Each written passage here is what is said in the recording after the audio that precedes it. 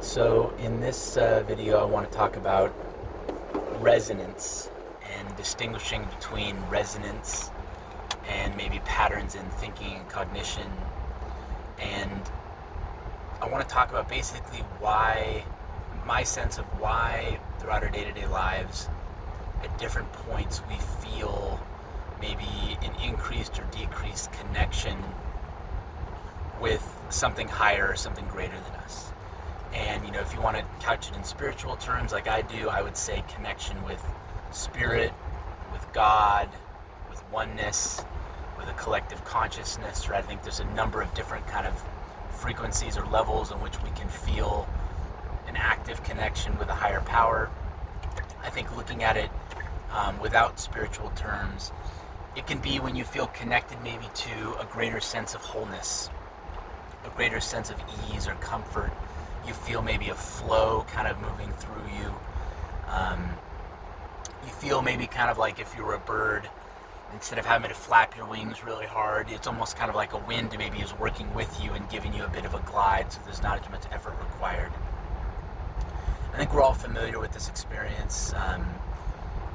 Again, it kind of comes and goes. And one of the things I've been noticing is the way, well, two things really. First, it can seem sometimes from the inside like the experience is one that's really about thought.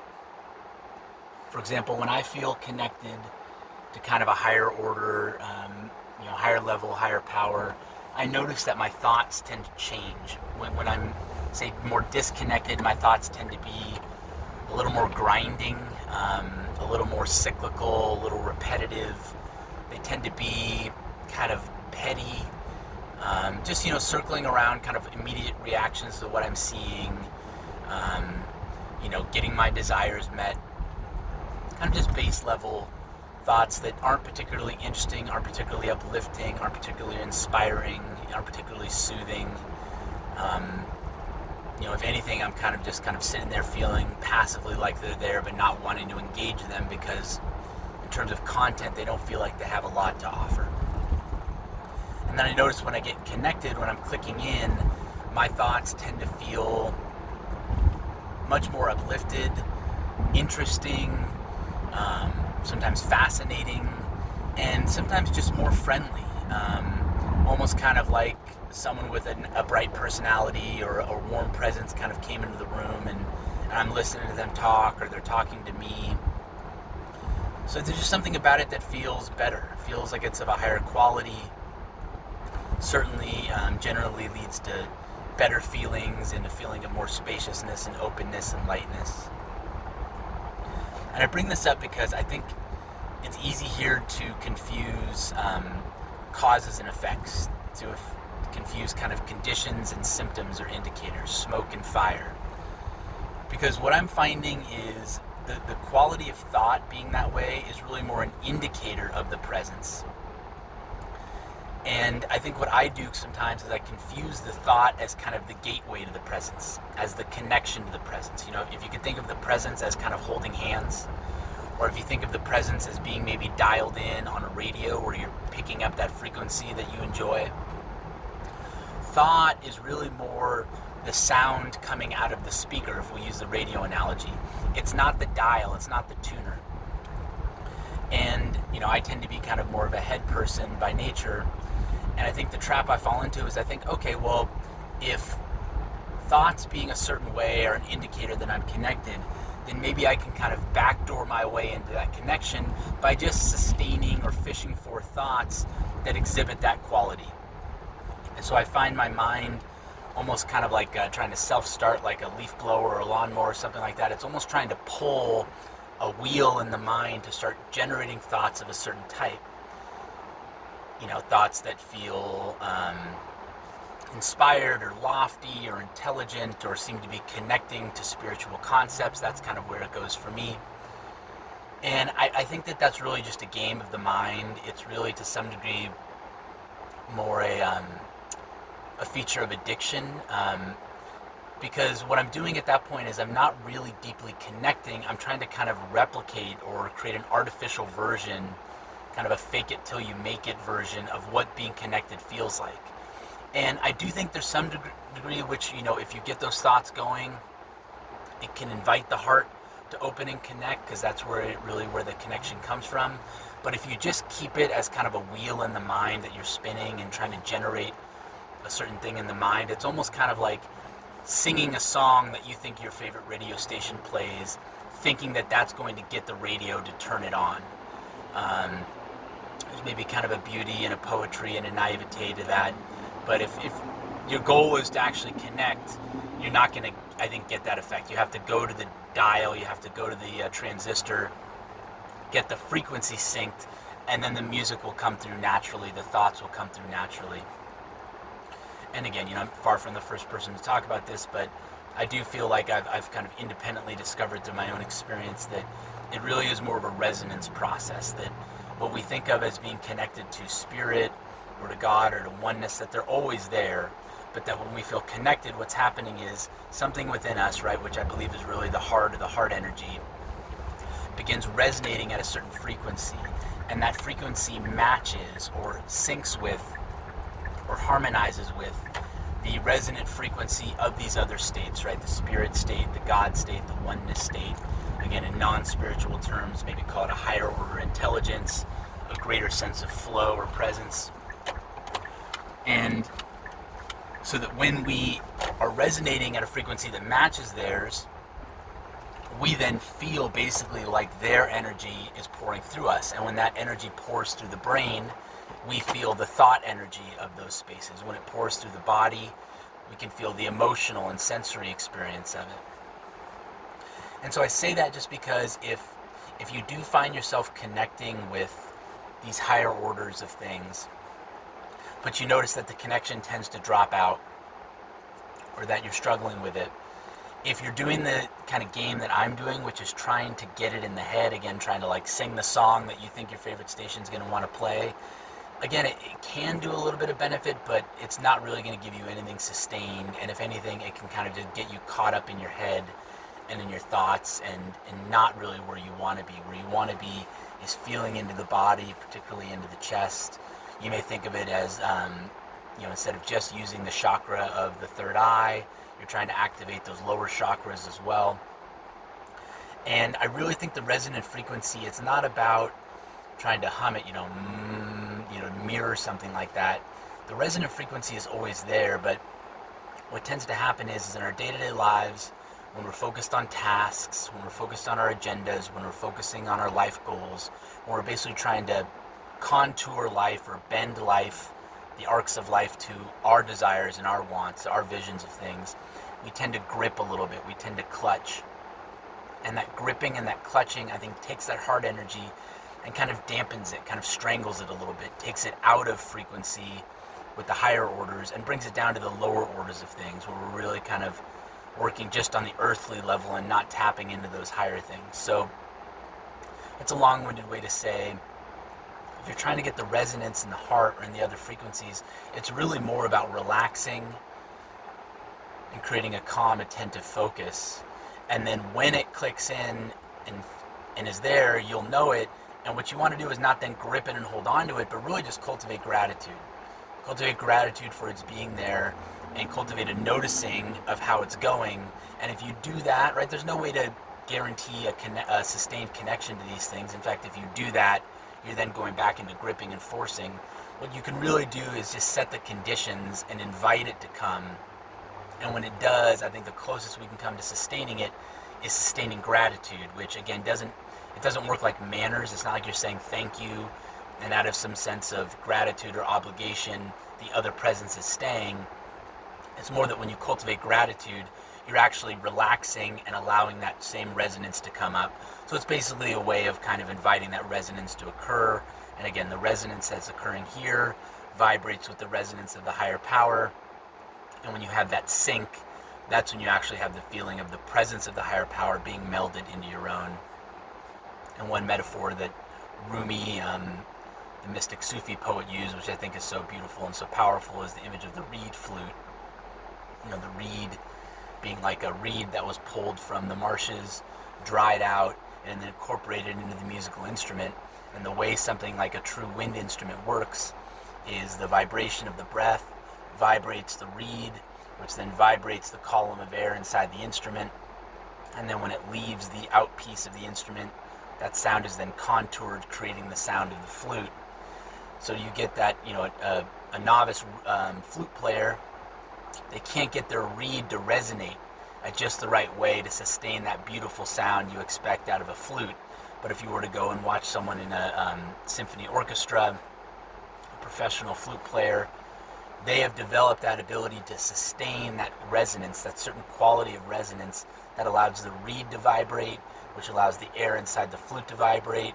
And so that quality of breath combined with the skill they have in their hands to basically move the air around in certain ways to change the shape of the instrument subtly, that's what's able to produce that beautiful sound. Basically a beautiful harmony between the breath of the flute player and the breath of the flute itself. And so if we want to map that onto our situation here, we're talking about allowing your heart to be like the reed, training through meditation and through practice and through the occurrence of time, watching that resonance process become more and more skilled, right, more and more practiced, to the point where then God or your spirit or oneness being kind of like the flute, you're able to play that beautiful music through your heart. And thinking about playing the flute isn't the same as playing the flute, so we got to play it really in the body and really down in the lower chakras. Okay, so then the second thing I wanted to talk about here is my sense of what takes us out of that connection to the higher power. Because I'll get into a state sometimes and I'll maybe have that first thought in mind. Okay, it's not really about thinking, it's really more about resonance in the body, and so I'll kind of try to get in there, try to work through the heart, which is really just about softening, allowing the resonance to occur naturally, and we're connected. Okay, feels good. But then I'll feel it's almost kind of like little smacks, like little waves hitting the shore. It'll almost feel like something, maybe like a gust blowing something off a table. It's like something will kind of blow the candle out. Something will kind of take that connection and knock it out of balance. And sometimes, like a gyroscope, it'll kind of come back up. Sometimes it gets blown out for a while, it takes a while to restore. Sometimes it blows it out and it seems to be gone for that session. And so what's going on there? And again, same as before, it's kind of a journey downward. I think my belief or my thought originally tends to be more cerebral. Wow, I must have had a impure thought or a wrong thought or a lower level thought that took it out of it. But I really think when you're talking about thinking, you're talking about the smoke instead of the fire. By the time you're seeing a thought seems to be working at a lower level, now I'm down more in pettiness, jealousy, anger, scarcity. That's actually an indicator that the heart is out of resonance, right? And so instead of continuing to smack around in symptom, I want to go down into cause, right? Don't get stuck in effect. Go down into the origin or the source of it. And when we do that, what I think we'll find is there's an insecurity that comes in. There's some feeling of negativity, of inadequacy, something like that. And I'll notice this very consistently. I'll almost have this thought or this emotion or sense in my body that I'm not worthy of this presence occurring. Or I'll kind of have the anticipatory sense of, well, this is not going to last, this is going to go away, and oh man, that's going to suck when it happens. And again, at the level of thought, that happening is an indicator that the connection's already broken. What I think is happening, though, at the deeper level, down at the level of resonance, is these negative feelings come up, and what they essentially do is it's kind of like, if you're the flute player, it's kind of like your mouth breaking the seal with the mouthpiece. So when you're playing skillfully, right, you have that beautiful seal and you're able to push the air through to vibrate the reed and it's flowing well, but it's almost like that seal gets broken. And I think these senses of inadequacy, of unworthiness, of scarcity, of a fear that something that we like is going to be going away, I think that these things arise on their own. I think kind of like if you were sitting there on the bank of a river and watching it, periodically you may see a log go by, or say a piece of plastic, like a plastic bag, go by. And I think that these negative feelings, these arisings come like that. I really don't think, I think we sometimes from inside our experience tell ourselves stories that we created it, that we somehow generated the thought, that we maybe chickened out or choked or lost our balance, that we did something wrong that caused this.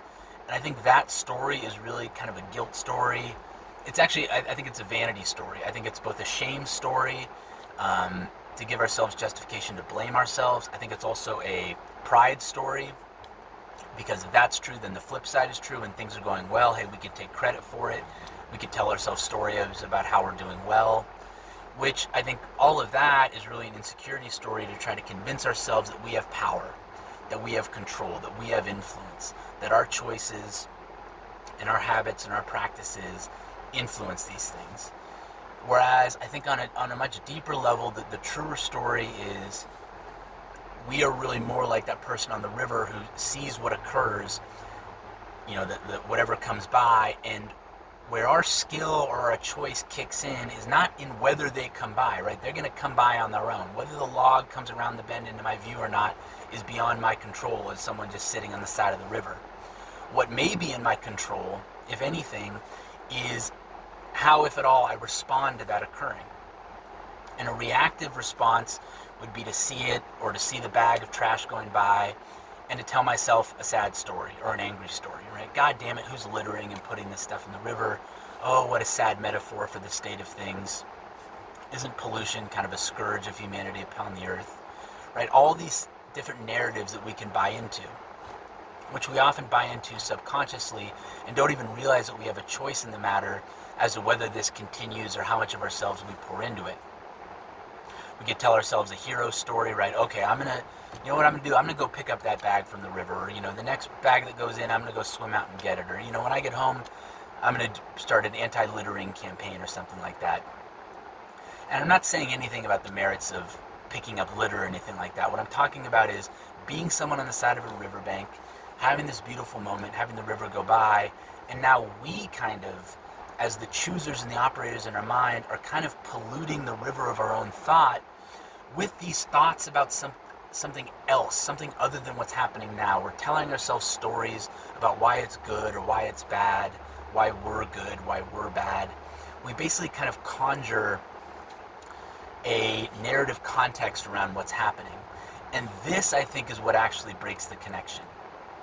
Or if the connection gets interrupted, this is what takes a brief blip or interruption. Maybe think of it kind of like a runner who has a very brief stumble and turns it into an actual trip or a fall. And so what I encourage you to do, if in your meditation, or if you're in the state where you maybe sense a higher presence power kind of beginning to resonate with you, if you begin to feel the wobbles, if you're beginning to feel like the connection is shaky, what I invite you to do is to kind of flip the paradigm around. Don't think of those little flickers or shakes in the connection as something you're causing, because I really don't believe you're causing those things, or that you have any power in the immediate moment over whether those things occur. Those things occurring, those little flickers of disconnection, are kind of like those things going by the river. Where you have control, if at all, is in the responsiveness to it. And what I think we want to do is we want to conjure an open presence, right? Trying to cultivate a sense of being at the riverbank. And when we see that log go by, when we see that little piece of trash go by, if it conjures a reaction to it in us, we attend to that too, but recognize that reaction is just another thing down the river. When the bag goes by, right, we see the bag and we may fixate on it. And we may think our thoughts are about that bag or being caused by the bag. In reality, the thought is another thing behind the bag in the river that's coming back, right? Log, bag, thought about bag, thought about bag, right? Thought about something else, fear about the connection being disrupted. And so if what we can begin to do is think of ourselves more as kind of witnesses or observers who are seeing things going through a river of energy, and different things pop up on that river at different times, but the way we maintain our poise on the riverbank is we don't allow ourselves to fixate on any one thing for too long, or allow our mind to go into story or explanation or context mode about any one thing. What we want to do is maintain an open and even flow of the river. And what we accept, right, this is, I think, kind of the trickiest, but maybe where the mastery really comes in, is we accept that we as human beings, right, we're conditioned, we're going to lean toward things, we're going to fixate on things, and our mind is going to do that hamster wheel game about it, telling all these stories. If we can accept those reactions too as part of the river, basically disassociate ourselves or disconnect ourselves from those occurrences enough to realize that they too are coming and going in this river of arisings, right? They too are coming into our field of awareness and leaving. Instead of doing what we usually do, which is fixate on them, go, oh my God, here I go, my mind's spiraling out of control again, right? We basically kind of give up, tell a story of quitting. This is what I think really breaks that connection. And I think the presence of these resonant connections, the pleasure we feel from them, I think, I don't think it's fair to reduce it to any one thing, but I think one thing it's doing here in kind of the game and the teaching and the intimate dance of life is it's teaching us this skill to attend to what's occurring, both in the real world, the physical environment world, inside of our own bodies, and then inside of this river of arisings, this river of energy and sensations that flows within us, that flows through our hearts. And if we can attend to all these things with a poise, right, with an equanimity, with an openness, and not get too latched on, and not get too latched on to our getting latched on, right? Recognizing when we've latched, right? And accepting that as part of the process too, right?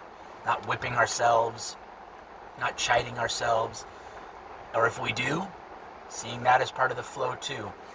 That's that move that I think allows us to actually kind of churn the energy back in, reconnect to the flow, and that I think can allow us to sustain a resonance where we feel connected to that higher power in a way that doesn't feel like it's a candle in the wind, doesn't feel like it's something that's going to flicker and sputter out any moment. That I think is what allows us to sustain the flow of awareness, the flow of resonance, and the flow of connection, and maybe those good feelings and those pleasant thoughts and that calm sense we have is a little bit of that higher power, kind of that like that kind teacher when the flute player finally hits that note just right, or finally plays that section just right, that warm smile, that comforting hand on the shoulder, that applause, that nice job. Maybe those feelings, maybe the niceness of it is a little something like that.